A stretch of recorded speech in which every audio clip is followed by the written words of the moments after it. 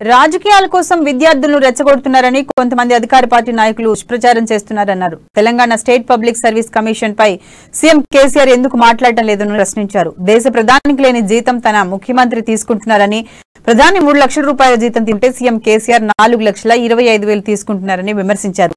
ప్రజలు కట్టే ట్యాక్స్ తో జీతం తీసుకుంటున్న సీఎం కేసీఆర్ ప్రజలు నిరుద్యోగుల కోసం ఎందుకు బయటకు వచ్చి మాట్లాడటం లేదని నిలదీశారు.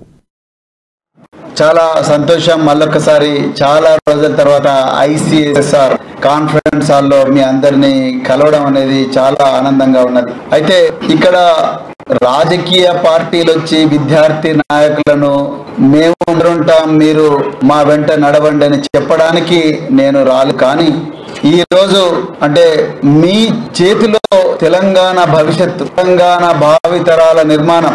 మనం ఆ రోజు అమరవీరులు, విద్యార్థి అమరవీరులు చేసిన ప్రాణ త్యాగాలు, వాళ్ళ కలలు, వాళ్ళు ప్రాణాలు పోకముందు మనతో పంచుకున్న కలలు, వాళ్ళు ఇచ్చిన నినాదాలు, అవన్నీ కూడా నిజం కావాలంటే మళ్ళీ విద్యార్థులే అగ్రగామి శక్తులుగా ఉండి ఈ తెలంగాణను కాపాడుకోవాలని చెప్పడానికి మాత్రమే నేను ఇక్కడికి వచ్చింది.